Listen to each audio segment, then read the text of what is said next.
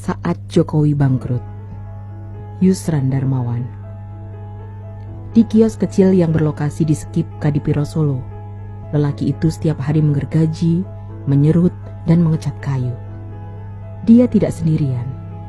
Dia bersama 3 karyawan lainnya. Tak ada seragam. Mereka tak berbaju. Mereka telanjang dada dengan keringat mengucur deras. Lelaki itu Joko Widodo. Pada masa itu, tahun 1989, dia baru saja punya anak bernama Gibran Rakabuming. Dia sebelumnya bekerja sebagai staf di pabrik mebel milik Pak Demiono, kakak dari ibunya. Tapi niat untuk mandiri tumbuh dalam dirinya. Pak Demiono mendukung niat itu. Dia tahu lelaki kurus itu tak punya modal. Pak D lalu mengagunkan rumah kontrakannya yang ditempati Jokowi ke bank. Dapat 30 juta. Sebanyak 15 juta rupiah dipakai untuk memperluas bisnis Pak Demiono, sedangkan sisanya 15 juta rupiah dipakai untuk usaha baru Jokowi. Jokowi merasa risih menerima kebaikan itu. Dia membayangkan dirinya gagal mengelola pinjaman itu. Tapi Pak Demiono meyakinkannya. Anggap pinjaman ini sebagai pelejutmu kalau tak ingin rumah Bapak hilang, katanya. Mulailah Jokowi mendirikan CV Rakabu. Ia menyewa kios kecil di Kadipiro. Dia merekrut 3 orang untuk jadi karyawannya. Pengalaman selama kerja di pabrik mebel milik Pak D diterapkannya. Order mulai datang, tapi masih kecil-kecil. Dia seorang pekerja yang tangguh.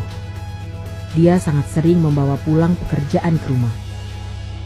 Istrinya, Iriana, bercerita kalau ruang tamu rumah kontrakan mereka menjadi semakin sempit dan kotor karena serbuk kayu di mana-mana.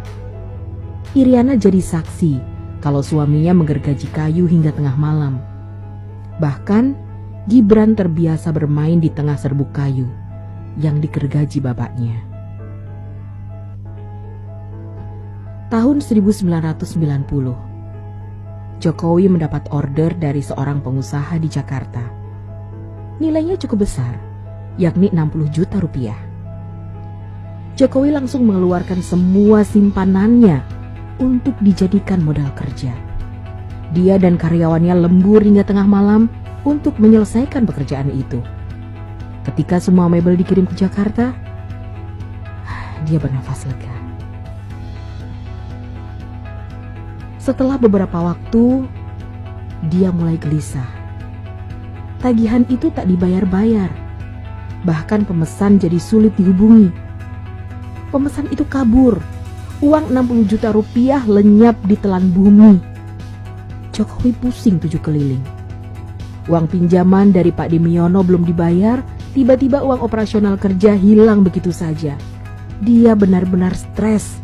Kios ditutup, dia tak lagi berbisnis. Dia bekerja serabutan, dia mengerjakan apapun sepanjang itu halal. Yang penting asap dapur tetap mengepul. Situasi berat itu dilaluinya selama berbulan-bulan. Dia menggambarkan situasi itu sebagai periode paling pahit dalam hidupnya. Namun dia tidak ingin tenggelam dalam kepahitannya itu. Setelah berbulan-bulan menderita, dia mulai bangkit.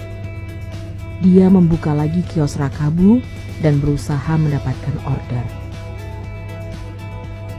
Kepada pemesan, dia memohon agar bisa dibayarkan uang muka, supaya dirinya bisa membeli bahan. Dengan uang pas-pasan, dia membeli kayu. Keuntungan didapat ketika pembeli melunasi pembayaran. Benar-benar perjuangan. Pelan-pelan keadaan mulai membaik. Jokowi bercerita kalau orang harus dibanting oleh cobaan berat dulu untuk bisa memaknai perjuangan. Orang harus terbiasa menghadapi hantaman agar bisa bangkit dan menemukan potensi terbaiknya. Dia mulai membenahi desain, meningkatkan kualitas kerja, lalu mengemas dengan baik. Dia bergaul dengan para pengusaha lain. Dia mulai ikut pameran-pameran, dia belajar bagaimana bisa ekspor mebel, hingga akhirnya dirinya menjadi bagian dari pengusaha sukses yang memulai semuanya dari nol. Saya menemukan penggal kisah Jokowi ini dalam buku Menuju Cahaya yang ditulis Albertine Endah. Kisah Jokowi mengingatkan saya pada kalimat bijak bahwa orang hebat bukanlah mereka yang sejak kecil berada di atas dan menjalani hidup dalam keadaan serba nyaman. Orang hebat adalah mereka yang selalu bisa bangkit dari keterpurukan. Orang hebat mereka yang terbiasa dengan kerja keras hingga keringat menetes, serta terbiasa menghadapi situasi sulit. Orang hebat bukan mereka yang menerima hidup dengan nyaman, ibarat jalanan landai, tetapi mereka yang tertantang untuk berbuat sesuatu, mencari jalan nasib di setiap tetes keringat kerja keras.